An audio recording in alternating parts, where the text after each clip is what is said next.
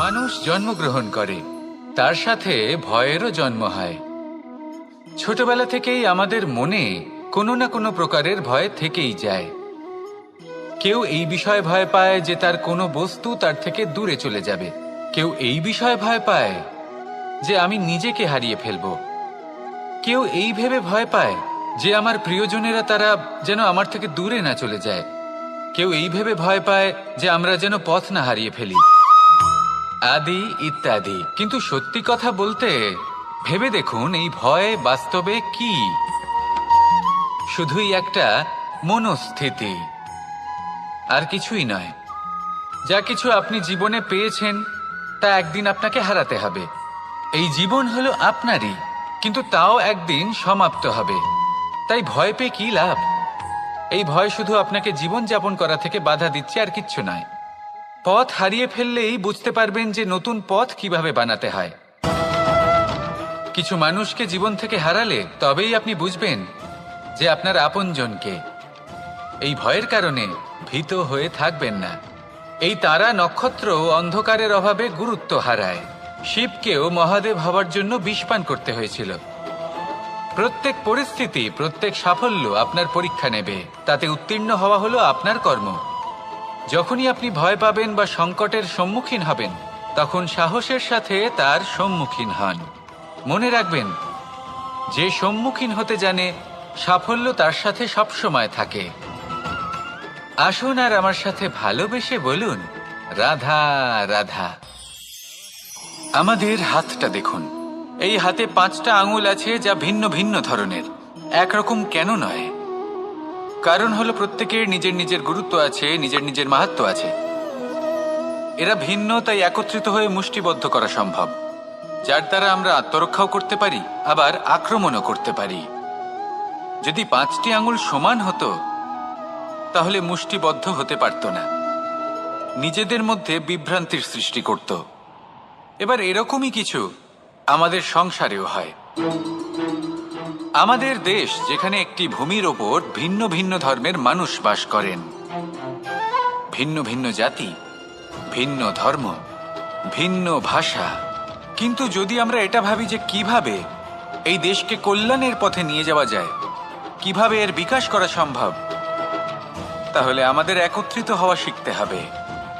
যেইভাবে 5টা আঙুল একত্রিত হয়, মুষ্টিবদ্ধ হয়, সেইভাবেই আপনার যে ভাষাই হোক, যে ধর্মই হোক, যে জাতি হোক না কেন, ঠিক আছে, আবশ্যক হলো আপনার নিজের কর্মভূমির সাথে, আপনার ধরিত্রীর সাথে যুক্ত থাকা, সাথে থাকা। তবেই দেশের উন্নয়ন সম্ভব। তবেই এই দেশ স্বতন্ত্র থাকবে, সফল হবে, আর এই মন প্রসন্ন হয়ে বলবে, রাধা রাধা। একবার একজন সাধক ওনার শিষ্যদের একটা কাজ দিলেন। একটা দুর্লভ জড়িবুটি নিয়ে আসতে বললেন। এতটাও কঠিন কাজ সেটা ছিল না, কারণ সকল শিষ্য জানতেন যে এই দুর্লভ জড়িবুটি কোথায় পাওয়া যায়। পর্বতের শিখরে। কঠিন কাজ কোনটা? সেখানে পৌঁছনোর সেই পথ, যা ছিল কাঁটায় জর্জরিত, পাথরে পরিপূর্ণ, যেখানে পিছলে পড়ার আশঙ্কা রয়েছে এবং গভীর ক্ষত পেতে পারে সবাই। এবার বেশ কয়েকজন শিষ্য গেলেন। তার মধ্যে কয়েকজনই সেই জড়িবুটি নিয়ে আসতে পারলেন। কারণটা কি ছিল? কিছু শিষ্যের মনোযোগ ছিল শুধুমাত্র লক্ষ্যের দিকে, অর্থাৎ পর্বতের সেই শিখরে। কিছু শিষ্যের মনোযোগ ছিল পথের এই সংকটগুলির ওপর। কিছুজন নিজের সমস্ত মনোযোগ, সমস্ত শক্তি কেন্দ্রীভূত করলেন শুধুমাত্র লক্ষ্যের দিকে। বাকিরা মনোনিবেশ করলেন এই সংকটের থেকে নিজেকে বাঁচাতে। কিন্তু যাদের মনোযোগ শুধু লক্ষ্যের দিকে ছিল, শুধু তারাই জড়িবুটি নিয়ে আসতে পারলেন। কারণ কি ছিল? একটা সহজ ব্যাপার যা আমাদের বুঝতে হবে। আমরা যদি লক্ষ্যে পৌঁছতে চাই, তাহলে বিপদের সম্মুখীন তো আমাদের হতেই হবে, আর কোনো বিকল্প নেই। যন্ত্রণাও হবে, পায়ে কাঁটাও হয়তো ফুটতে পারে, হয়তো পড়েও যেতে পারেন, হয়তো রক্তপাতও হতে পারে।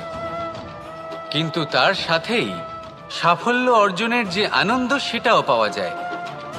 সেই জন্য নিজের মনোযোগ সবসময় লক্ষ্যের দিকে রাখুন, পথের সেই বিপদগুলির দিকে নয়। সত্যি কথা বলতে এই বিপদ, এটা কিছুক্ষণের। আজ আছে, কাল নাও থাকতে পারে, কিন্তু যদি লক্ষ্যকে প্রাপ্ত করতে পারেন তাহলে তার আনন্দ আপনার সাথে সারা জীবন রয়ে যাবে। তাহলে লক্ষ্য প্রাপ্ত করুন আর আমার সাথে ভালোবেসে বলুন, রাধা রাধা।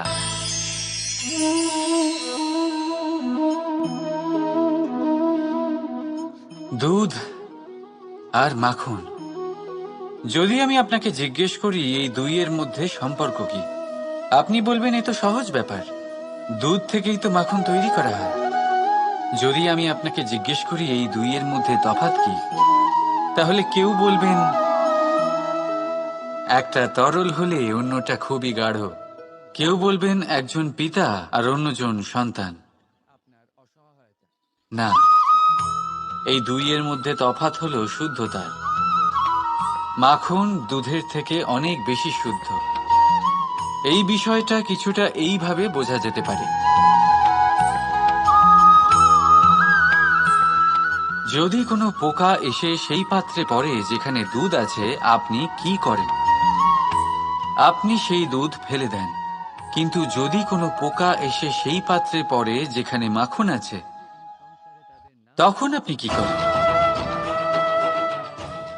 আপনি সেই পোকা বের করে ফেলে দেন। সেই পোকা নোংরা, সেই পোকা দূষিত। আর যদি আমাদের মন তরল হয়, তাহলে এই পোকা আমাদের মন দূষিত করে দেবে, তা নোংরা করে দেবে।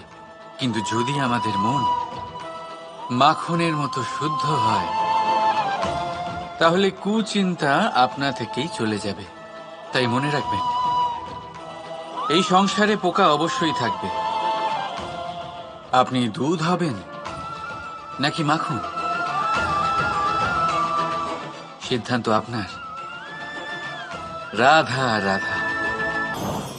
এই সংসারে আমি একজন কুশল সারথি হিসেবে প্রসিদ্ধ, কিন্তু এমনটা ঠিক কেন? কারণ আমি প্রত্যেকটা মুহূর্তে রথের নিয়ন্ত্রণ নিজের হাতে পূর্ণরূপে রাখি। যেই না রথ পথভ্রষ্ট হয়ে পড়ে, সেই মুহূর্তে তাকে সঠিক পথে নিয়ে আসি। শুধু সেই জন্য সবাই আমাকে কুশল সারথি বলেন। এবার আপনাকেও আপনার জীবনে কুশল সারথি হয়ে উঠতে হবে। অর্থাৎ আপনাকে রথ চালাতে হবে না, শুধু আবেগের উপর নিয়ন্ত্রণ রাখতে হবে। কখনো কখনো জীবনে এমন কাজ আসে যেখানে মন রসবোধ খুঁজে পায় না, তখন মন বারংবার সেই পথ থেকে সরে যায়, সেই পথ থেকে বিচলিত হয়ে মন অন্যদিকে চলে যায়।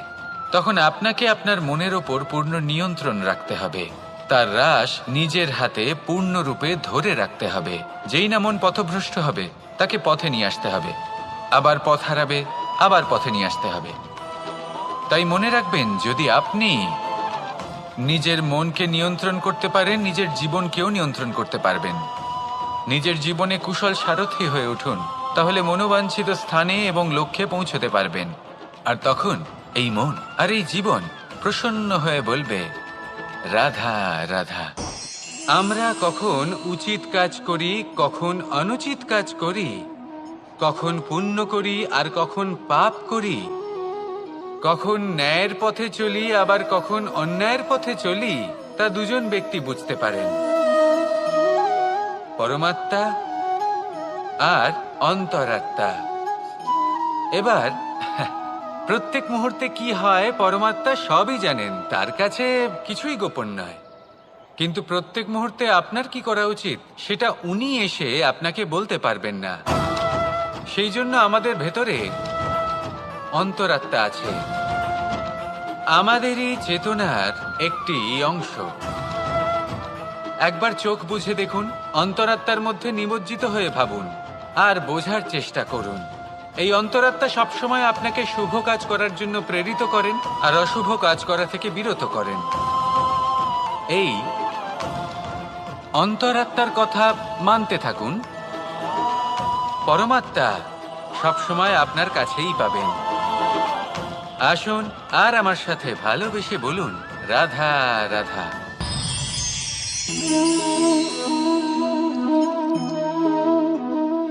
আপনি জীবনে কখনো না কখনো কোনো বৃক্ষকে জল অবশ্যই দিয়েছেন।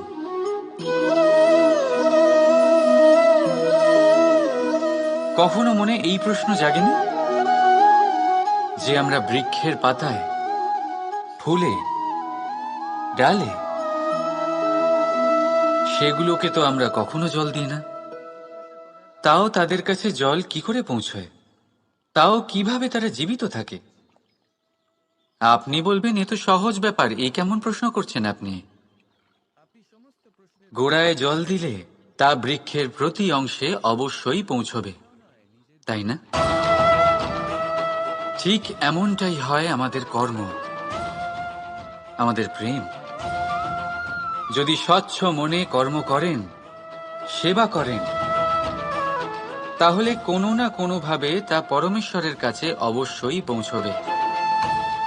অন্তরাত্মা থেকে প্রেম করলে সর্বদাই তা উপচে পড়বে, আর তার দ্বিগুণ অবশ্যই ফেরত আসবে, এই বৃক্ষের ছায়ার মতন। তাই মন আর আত্মা দিয়ে কাজ করুন, মন আর আত্মা থেকে প্রেম করুন, আনন্দই আনন্দ পাবেন। রাধা রাধা।